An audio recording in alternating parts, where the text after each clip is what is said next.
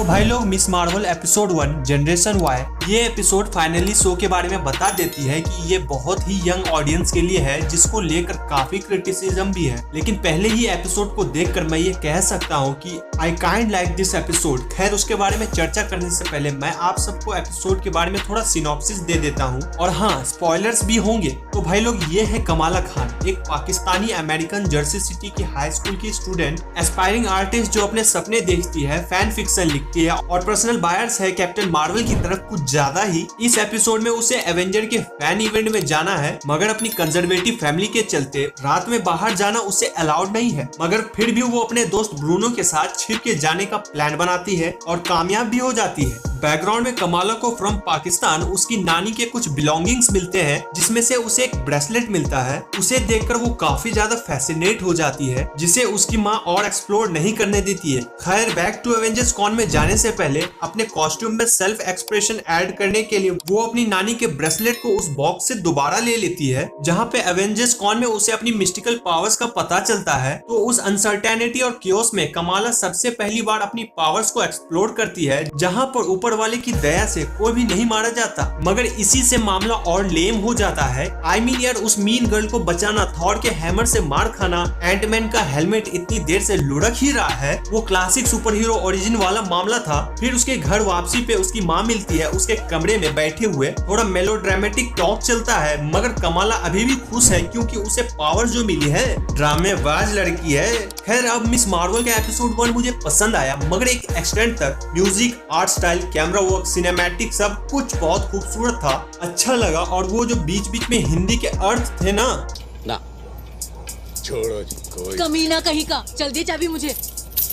वो तो और भी ज्यादा स्वीट लगा। हालांकि कहानी अपने लेयर्स में काफी कुछ कहना चाहती है, जहां उसकी फैमिली अपने कल्चर्स और वैल्यूज को खोए बिना उसे प्रोटेक्ट कर रही है, वहीं कमाला यूएस में सेल्फ एक्सप्रेशन वाली आजादी में खुल के सांस लेना चाहती है। उसे अपना कल्चर पसंद है, मगर वो अपनी फैमिली की ट्रेडिशनली सोच से बाहर निकलना चाहती है। समय समय पे वो खुद को अपने भाई से कंपेयर भी करती है, जो कि टीनेज की उम्र में ये सब करना नॉर्मल सी बात है। आपको लगता है कि आपकी फैमिली ही चूतिया है और मेरे साथ ही ऐसा क्यों होता है, लेकिन कमाला की फैमिली उसे उस सेंस में प्रोटेक्ट कर रही है जैसा कोई भी ब्राउन एज पेरेंट करेगा। एंड काफी हद तक ये बात रिलेटेबल भी है, लेकिन अब हमेशा रिलेटेबल अच्छा नहीं होता है। मैं रिलेटेबल इसे तभी तक मान रहा था जब तक ये फैमिली तक ही थी, लेकिन इट फील्स लाइक कि भाई कैमरे पे हर एक पाकिस्तानी ट्रेडिशनलिस्ट ही है, और यहाँ बस जर्सी सिटी में ये एक कमाला ही है जो अपने सामाजिक बंदिशों को तोड़ के अपने ट्रू सेल्फ एक्सप्रेशन को पहचानेगी। अब इसके अलावा भाई मेरे को पर्सनली मोहन कपूर की एक्टिंग सबसे बेस्ट लगी, और मैं स्पेशली इनकी एक्टिंग के कैरेक्टर से, और भाई वो फादरली फिगर वाली सोच के बारे में वो खिल के निकल के आ रहा था। यूसुफ खान कोई वन डायमेंशनल बाप नहीं है, वो सोचता है उसके चेहरे पे नजर आता है, जो कि अभी ऐसे एपिसोड 1 बाकी कैरेक्टर्स में एक्सप्लोर नहीं किया गया है। खैर एक बहुत ऑब्वियस सी कमी मुझे लगी, जो मुझे बहुत ही ज्यादा खटक रही है, वो है लैंग्वेज को लेकर। हम सब मदर टंग के बारे में तो जानते ही हैं, तो भाई लोग जब कभी दो लोग या दो से अधिक लोग सेम कल्चर या सेम कम्युनिटी के लोग एक साथ बैठते हैं, तो भाई वो अपने सेम लैंग्वेज में बात करते हैं। अब मैं ऐसा नहीं कहना चाह रहा हूँ कि भाई लोग इंग्लिश या किसी और लैंग्वेज में नहीं बात करते होंगे,